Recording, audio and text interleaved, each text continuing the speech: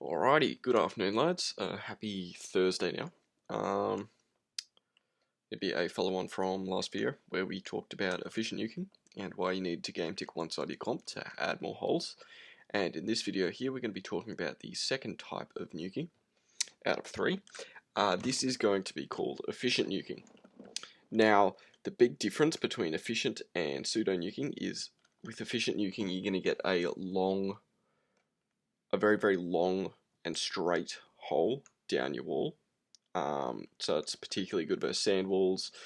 It's a fairly thin hole. It'll be about 3 blocks thin compared to web bust, which is like 5 blocks or something. But it is a low cost, versatile little nuke that'll end up doing a lot of damage and it'll get you into a lot of bases. So what I'm going to talk about then is I'll go into rendering first and then like old school nuking, where you don't game tick the comp, and then I'll talk about, as an extension, how efficient nuking works. So basically, imagine we've got this situation here. I'm just going to copy this sand over here. We talked about efficient nuking pseudo nuking in the last video. So what we're going to do is we're going to copy this sand stack to the side, and we're just going to pretend like we did this here. Copy, and then we're just going to go / paste. Okay, so with efficient nuking, it's kind of in the same vein as pseudo nuking, except you've got an additional part. So the first thing that you need to think about is you don't want your nuke dropping when your sand's dropping.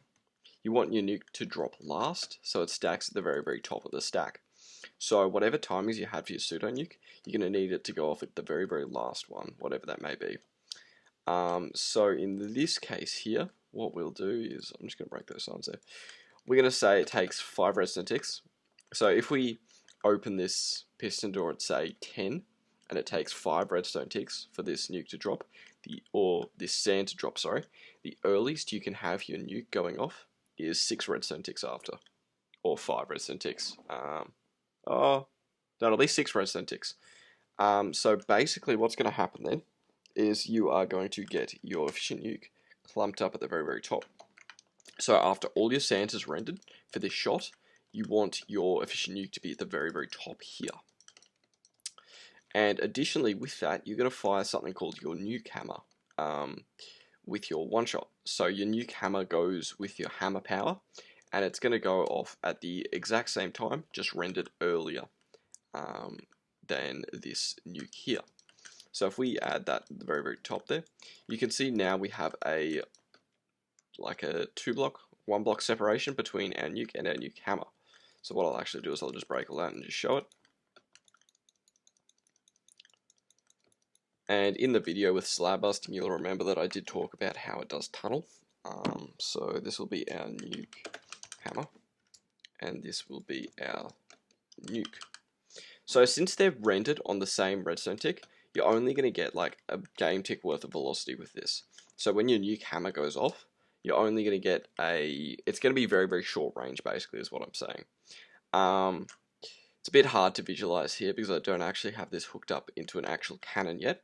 But basically what it's going to do is it's going to, when your nuke hammer goes off, it's going to tunnel down your sand stack. And in that video where I talked about sort of like the delay of TNT and the ordering of TNT, you would then know that in order to tunnel like that, your nuke and your nuke hammer needs to be in the same redstone tick, which is going to greatly limit its range. So you're not actually going to get that super long range down all the way at the bottom without a massive nuke hammer. So that's the very, very first limitation of it.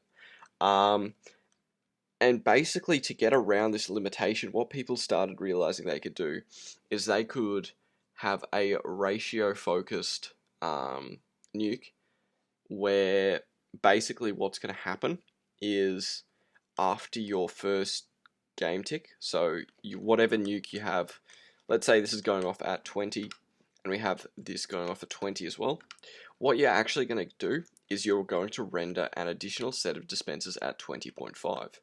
Now the reason for that is basically what's going to happen is this nuke's going to go down to say, I don't know, let's say like 30, 40 blocks or something, that nuke is going to nuke that entire sand stack all the way down to there. And the reason why you have this on, or you have your second scatter on like 20.5 game ticks, or redstone ticks, sorry, is basically what's going to happen is once this velocity is used up and it starts calculating that second game tick, basically what it's going to do is it's going to pick up where this bit of the nuke here left off, and it's going to keep tunneling. So instead of tunneling on the first game tick, it's going to tunnel on the second game tick, and it's going to go down to there. And then third game tick, and then fourth game tick. You'll notice when I'm talking about game ticks here, you're going to get an eerily similar pattern between, say, your pseudo nuke and your efficient nuke. The only difference is, there's a couple differences. You don't need your comp to be game ticked with an efficient nuke, so you can have both sides going off simultaneously like we have here. And B, you actually want your nuke to be rendered after your sand has fallen. And C, you need that nuke hammer as well to fire everything back down to actually nuke the sand stack. So basically what's going to happen is your nuke hammer goes off. Your first game tick of range, it will tunnel to a certain point. Your second game tick of range, it's going to keep tunneling down. Third game tick, it's going to keep tunneling down. Fourth game tick, it's going to keep tunneling down. So the reason why you do multiple game ticks instead of a single game tick is to limit the size of your nuke hammer. So if you wanted to tunnel all of that down there, you might need like 100 nuke hammer and like 30 nuke or something. Or what you can do instead is have, say, 30 nuke hammer, and then have that however much nuke you need to be broken up into those little segments offset by a game tick. Again, I'll do all of this again in a separate video when I do actually rig up an efficient nuke to a cannon. But for the most part, that's sort of the basics of it. It's going to be it's a segmented nuke, where as each game tick passes, it keeps nuking down effectively. That's kind of all I did want to discuss. I'll talk about ratios very, very quickly as well. For an efficient nuke and for anything that's tunneling, the amount of, like, the ratio between, say, your nuke hammer and your nuke is going to depend on what you are tunneling through. So say if we're tunneling through obsidian, you're going to need it'll be like a 1 to 3, or it won't be 1 to 3, it'll be like roughly 1-to-1 ratio of nuke to nuke hammer. But specifically for sand here, the ratio is 1 to 3. So it's going to be 1 nuke hammer for every 3 blocks of, it's not 1 to 3 really. Kind of depends. I think what I basically just said is false, so just scrap all that. It's a bit hard to explain. So say you have 40 nuke hammer here, and you've got that 40 nuke hammer, say, shoots your nuke down, say, we'll just say 20 blocks. That's probably inaccurate as hell. In fact, I know it's inaccurate. But it's not. It's going to shoot it down 20 blocks. So 1, 2, 3, 4, 5, 6, 7, 8, 9, 10, 11, 12, 13, 14, 16, 17, 18, 19, 20. Now, to do those 20 blocks, the ratio of sand to nuke that you need to do those 20 blocks is approximately 1 to 3. So for every 3 pieces of sand that you want to break, you need 1 piece of nuke TNT. So say if we want to tunnel, say, 20 blocks of sand, and this nuke hammer here is, let's say, 40 TNT, and we need to tunnel 20 blocks of sand, we'll have approximately 7 nuke in this first game tick. And then in the next game tick, we'll have another 7, and then another 7, and then another 7. So there's a very, very fine ratio, I guess, for optimizing your nuke. If you have too little TNT, what's going to happen is that TNT there is not going to reach all the way at the bottom. Your second game tick of TNT is not going to tunnel, because it's actually going to hit a solid block in the first game tick, and it's just going to get stuck on that solid block. It's going to cancel that velocity. So basically you need enough TNT to get you down to the second game tick for where your next game tick of nuke can continue on. but you don't want too much TNT where you're wasting TNT. So yeah, the ratio is approximately one nuke for every 3 nuke hammer that you're using, or one nuke for every 3 sand that you're breaking. Sorry, and then of course your nuke hammer ratio will depend on how deep you want to go, and basically, if you could get say like 40 TNT,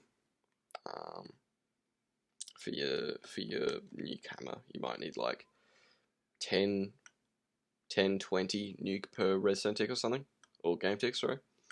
I guess as another side note, it's fairly common to have your nuke in even, it's even amounts. So when people say they have like a 4 game tick efficient nuke, they've got 4 game ticks of nuking. So it'll go 1, then 2, then 3, then 4. And then if you got like a 6 game tick efficient nuke, it'll go 1, 2, 3, 4, 5, 6. And it really just depends. I'll do a dedicated video when I do actually rig this up to an actual cannon, but that's sort of the basics of efficient nuking and how that works. So yeah, that'll pretty much sum up this video. I'll talk about web bust nuking in the next video as well. So apart from that, I'll catch you all later.